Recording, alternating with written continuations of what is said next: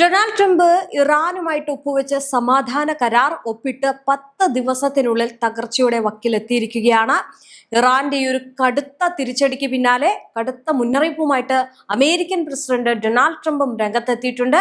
American സൈന്യം ഒരു തവണ ഇറാനെതിരെയുള്ള ജോലി തീർക്കാൻ തീരുമാനിച്ചു കഴിഞ്ഞാൽ പിന്നെ ഇറാന്റെ ബാക്കി ഒന്നും കാണില്ല എന്നാണ് ട്രംപിന്റെ പുതിയ ഭീഷണി. 10 ദിവസം മുമ്പ് ഉണ്ടാക്കിയ സമാധാന കരാറുകളെല്ലാം കാറ്റിൽ പറത്തിക്കൊണ്ടുള്ള ഈ ഒരു സൈനിക നീക്കം ഗൾഫ് മേഖലയാകെ വലിയ ഭീതിയിലാഴ്ത്തിയിരിക്കുകയാണ്. പശ്ചിമേഷ്യ വീണ്ടും ഒരു സമ്പൂർണ്ണ യുദ്ധത്തിന്റെ നിഴലിലാണ്.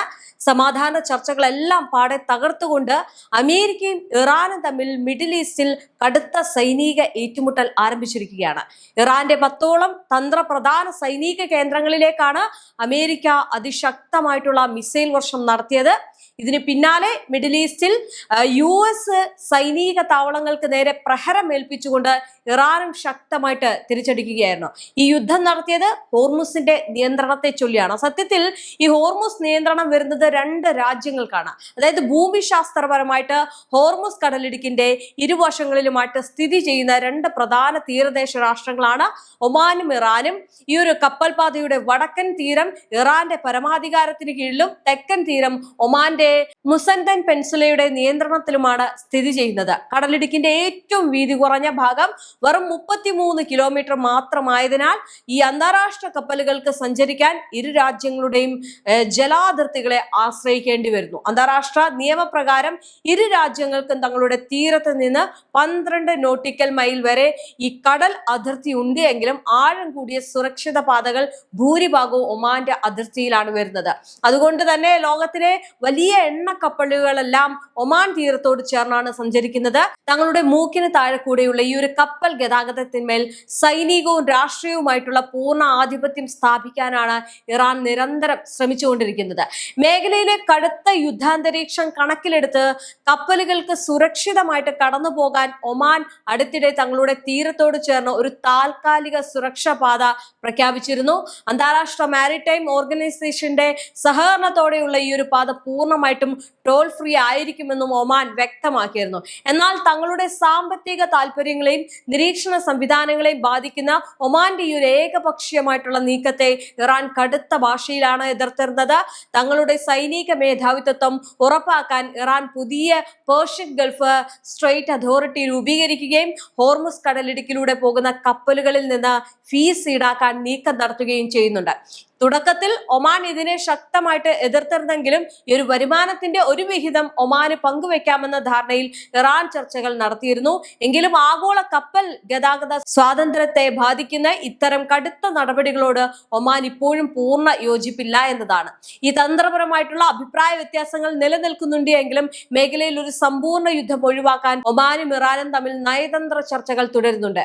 കടലിടുക്കിന്റെ സംയുക്ത ഭരണം, കപ്പലുകൾക്ക് നൽകേണ്ട സുരക്ഷാ സേവനങ്ങൾ, അതുപോലെ തന്നെ അതിന്റെ ചെലവുകൾ എന്നിവ ഭാവിയിൽ എങ്ങനെ കൈകാര്യം ചെയ്യണമെന്ന് തീരുമാനിക്കാൻ ഇരു രാജ്യങ്ങളും ചേർന്ന് ഒരു സംയുക്ത വർക്കിംഗ് ഗ്രൂപ്പ് രൂപീകരിക്കാനും ധാരണമായിരുന്നു. ഈ ഗൾഫ് മേഖലയിൽ സമാധാനം നിലനിർത്താൻ വേണ്ടിയിട്ട് ഒമാൻ ഇപ്പോഴും ഒരു മധ്യസ്ഥന്റെ റോളിലാണ് എത്താറുള്ളത്. ചുരുക്കത്തിൽ ഹോർമുസ് കടലിടുക്കിന്റെ തന്ത്രപ്രധാനമായിട്ടുള്ള സ്ഥാനം ഒമാനും ഇറാനുമാണ് എങ്കിലും ഒരു ഷെയറിംഗ് ആണ് ഇരു രാജ്യങ്ങളും തമ്മിൽ ഉണ്ടായിരുന്നത്. അതായത് അമേരിക്കയുമായിട്ടുള്ള തർക്കങ്ങളിൽ ഈ ഒരു പാതയെ ഒരു സൈനിക ആയുധമായിട്ട് ഉപയോഗിക്കാൻ ഇറാൻ ശ്രമിക്കുമ്പോൾ അന്താരാഷ്ട്ര നിയമങ്ങൾ പാലിച്ച് കപ്പൽ ഗതാഗതം തടസ്സമില്ലാതെ സുരക്ഷിതമാക്കാനാണ് ഒമാൻ ശ്രമിക്കുന്നത്. ഈ 2 വ്യത്യസ്ത നിലപാടുകളാണ് ഗൾഫ് മേഖലയിലെ ഭൗമരാഷ്ട്രീയത്തെ കൂടുതൽ സങ്കീർണമാക്കുന്നത്. അതേസമയം തന്നെ ഈ ഹോർമുസിലെ നിയന്ത്രണത്തെ ചൊല്ലി അമേരിക്ക രംഗത്തെത്തുന്നത് ഇങ്ങനെയാണ്. അത് അമേരിക്കയ്ക്ക് വേണം ആ ഒരു നിയന്ത്രണം, അമേരിക്ക പറയുന്നത് പോലെ ആയിരിക്കണം എന്നാണ് അമേരിക്കയുടെ അല്ലെങ്കിൽ ട്രംപ് വാദിക്കുന്നത്. പക്ഷെ അതൊരിക്കലും ഇറാൻ വിട്ടുകൊടുക്കാൻ തയ്യാറല്ല. എന്തായാലും US ആക്രമണങ്ങൾക്ക് അതേ നാണയത്തിലാണ് ഇപ്പോൾ ഹോർമുസിലെ ഈ ഒരു പ്രശ്നം വെച്ചിട്ട് അമേരിക്കയ്ക്ക് തിരിച്ചടി നൽകിയിരിക്കുന്നത്.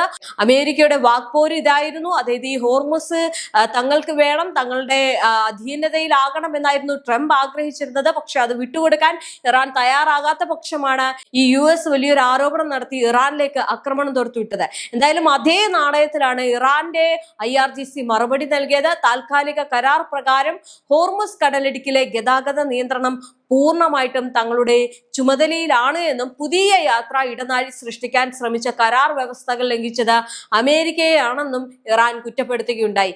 ശത്രുക്കളുടെ ഭാഗത്തു നിന്നുള്ള ഏത് തരത്തിലുള്ള അധിനിവേശ ശ്രമങ്ങളെയും മാരകമായിട്ടുള്ള പ്രത്യാക്രമണം കൊണ്ട് നേരിടുമെന്ന് വ്യക്തമാക്കിയ ഇറാൻ ഒമാൻ കടലിടുക്കിലും ബഹ്റൈൻ കുവൈത്ത് അതിർത്തികളിലുമുള്ള US കേന്ദ്രങ്ങളിലേക്ക് ഈ ഡ്രോൺ മിസൈൽ ആക്രമണങ്ങൾ നടത്തുകയുണ്ടായി. ഈ ഹോർമുസ് കടലിടുക്കിലെ തങ്ങളുടെ തന്ത്രപ്രധാനമായിട്ടുള്ള സ്വാധീനം അമേരിക്കൻ അധിനിവേശത്തെ തടയാനുള്ള സുരക്ഷാ കവചമാണ് എന്നും ഇതിൽ നിന്ന് പിന്നോട്ടില്ല എന്നുമാണ് ഇറാൻ വ്യക്തമാക്കുന്നത്. അപ്പോൾ തന്നെ യുദ്ധം വീണ്ടും തുടരുകയാണ്. അതായത് യുദ്ധം വീണ്ടും ഈ ഒരു തുടർന്ന സാഹചര്യത്തിൽ ഇറാൻ വീണ്ടും കരാർ ലംഘിച്ചിരിക്കുകയാണ് എന്നാണ് അമേരിക്ക വാദിക്കുന്നത്. മാത്രമല്ല, അമേരിക്കയുടെ തിരിച്ചടി അവർക്ക് മനസ്സിലായില്ലെങ്കിൽ കാര്യങ്ങൾ കൂടുതൽ വഷളാകും. ഞങ്ങൾ വളരെ വിജയകരമായിട്ട് തുടങ്ങിയ ഒരു ദൗത്യം പൂർത്തീകരിക്കാൻ നിർബന്ധിതരാകും. അങ്ങനെ സംഭവിച്ചാൽ ഇസ്ലാമിക് റിപ്പബ്ലിക് ഓഫ് ഇറാൻ എന്ന രാജ്യം ഇനി നിലനിൽക്കില്ല എന്നാണ് ട്രംപ് മുന്നറിയിപ്പ് നൽകുന്നത്. പക്ഷേ അതേ മുന്നറിയിപ്പ് തന്നെയാണ് തങ്ങൾക്ക് നൽകാനുള്ളത് എന്നാണ് ഇറാൻ പറയുന്നത്. അമേരിക്കൻ സെൻട്രൽ കമാൻഡ് പുറത്തുവിട്ട വിവരങ്ങൾ പ്രകാരം എന്തായാലും ശനിയാഴ്ച നടന്ന ആക്രമണത്തിൽ ഇറാനിലെ സൈനിക നിരീക്ഷണ സൗകര്യങ്ങൾ, ആശയവിനിമയ സംവിധാനങ്ങൾ, വ്യോമ പ്രതിരോധ കേന്ദ്രങ്ങൾ, ഡ്രോൺ സംഭരണശാലകൾ, മൈൻ ലൈൻ ശേഷികൾ എന്നിവ തകർന്നിരുന്നു. അതായത് 10ഓളം സ്ഥലങ്ങളിലാണ് ആക്രമണം നടന്നത്. ഈ ഒരു ആക്രമണം സൈനിക കമാൻഡറുടെ നിർദ്ദേശപ്രകാരം നടത്തിയത് എന്ന് അധികൃതർ വ്യക്തമാക്കിയിരുന്നു. ജൂൺ 19 ട്രംപ് മസൂദ് പെസഷ്കാനും ഒപ്പുവെച്ച ധാരണാപത്രം ഇതോടെ വലിയൊരു പരീക്ഷണ ഘട്ടത്തിലായിട്ട് മാറിയിരിക്കുകയാണ്. എന്തായാലും ഹോർമുസ് കടലിടുക്കിലൂടെയുള്ള ഈ ഒരു ചരക്ക് നീക്കം തുടരുമെന്നും അമേരിക്കൻ സൈന്യം അതീവ ജാഗ്രതയിലാണ് എന്നും ഈ സെറ്റ്കോം അറിയിച്ചിട്ടുണ്ട്. സമാധാനം പുലർത്താനുള്ള അവസരം ഇറാൻ കളഞ്ഞു കുളിച്ചു എന്നാണ് അമേരിക്ക കുറ്റപ്പെടുത്തുന്നത്. പക്ഷേ ഇറാൻ വാദിക്കുന്നത് അമേരിക്കയാണ് ഇവിടെ ചതി നടത്തിയത്, അമേരിക്കയുടെ കുതന്ത്രത്തിലൂടെയാണ് ഇപ്പോൾ ഈ ഒരു യുദ്ധം പൊട്ടിപ്പുറപ്പെട്ടത് എന്നാണ് ഇറാൻ പറയുന്നത്. പശ്ചിമേഷ്യയിൽ സമാധാനം കൊതിച്ച ലോകത്തിന് മുന്നിൽ വീണ്ടും ഒരു യുദ്ധ കാഹളമാണ് മുഴങ്ങുന്നത്. എന്തായാലും കരാറുകൾ ലംഘിച്ചുള്ള ഇറാൻ ആക്രമണങ്ങളും അതിന് ട്രംപ് ഭരണകൂടം നൽകുന്ന അതിശക്തമായിട്ടുള്ള മറുപടിയും മേഖലയെ മറ്റൊരു ലോക യുദ്ധ സമാനമായിട്ടുള്ള സാഹചര്യത്തിലേക്ക് തള്ളിയിടുമോ എന്ന ആശങ്കയിലാണ് അന്താരാഷ്ട്ര സമൂഹമുള്ളത്. സമാധാനത്തിന്റെ പാത തുറക്കാനുള്ള ശ്രമങ്ങൾക്കിടയിൽ ഇത്തരം സൈനിക നീക്കങ്ങൾ സ്ഥിതിഗതികളെ കൂടുതൽ വഷളാക്കുകയുള്ളൂ. വരും ദിവസങ്ങളിൽ അമേരിക്കയും ഇറാനും തമ്മിലുള്ള പോരാട്ടം ഏത് തലത്തിലേക്ക് നീങ്ങുമെന്നത് ലോകം അതീവ ആശങ്കയോടെയാണ് ഉറ്റുനോക്കുന്നത്. ഈ പേർഷ്യൻ ഗൾഫ് മേഖലയിലെ നിർണായക ചരക്ക് നീക്ക പാതയായിട്ടുള്ള ഹോർമുസ് കടലിടുക്കിന്റെ നിയന്ത്രണത്തെ ചൊല്ലിയുള്ള തർക്കമാണ് എന്തായാലും നിലവിൽ ഈ ഒരു സംഘർഷത്തിന്റെ മൂല കാരണം എന്ന് പറയുന്നത്. അതായത് സമാധാനം വീണ്ടും കാറ്റിൽ പറത്തിക്കൊണ്ട് ഈ ഒരു യുദ്ധം തുടങ്ങിയത്. അമേരിക്കയും ഇറാനും തമ്മിലുള്ള ഈ ഒരു പോരാട്ടം വെടിനിർത്തൽ കരാറിനെ പാടെ അട്ടിമറിച്ചിരിക്കുകയാണ്. ചർച്ചകളിലൂടെ പ്രശ്നപരിഹാരം കാണേണ്ട സമയത്ത് ഇരു രാജ്യങ്ങളും പരസ്പരം മിസൈലുകൾ പായിക്കുന്നതും മേഖലയിലെ ഈ സമാധാനത്തിന് വലിയ വെല്ലുവിളിയായിട്ടുണ്ട്. എന്തായാലും വരും ദിവസങ്ങളിൽ നടക്കാനിരിക്കുന്ന നിർണായക ചർച്ചകളെ ഈ ഒരു സംഘർഷം എങ്ങനെ ബാധിക്കുമെന്നാണ് ലോകം ഉറ്റുനോക്കുന്നത്. നിലവിലെ സാഹചര്യം കണക്കിലെടുക്കുമ്പോൾ പശ്ചിമേഷ്യയിൽ സമാധാനം പുനഃസ്ഥാപിക്കാനുള്ള ശ്രമങ്ങൾ കൂടുതൽ സങ്കീർണമാകുമെന്നുള്ള കാര്യം ഉറപ്പാണ്.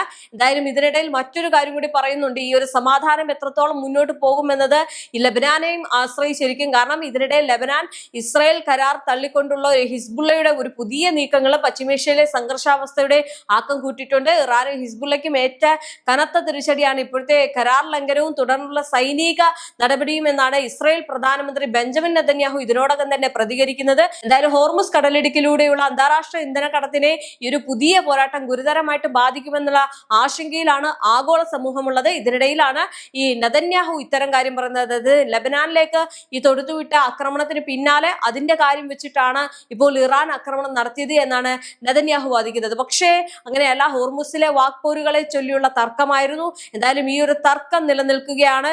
ഈ ഒരു കാര്യം മുന്നോട്ട് പോവുകയാണെങ്കിൽ, അല്ലെങ്കിൽ ഈ ഒരു തർക്കം മുന്നോട്ട് പോയി ആക്രമണം തുടരുകയാണെങ്കിൽ വലിയ രീതിയിലുള്ള പ്രശ്നത്തിലേക്ക് ഈ ഒരു യുദ്ധം വീണ്ടും പോകുമെന്നതിൽ സംശയമില്ല. എന്തായാലും പശ്ചിമേഷ്യ കടുത്ത ആശങ്കയിലാണുള്ളത്.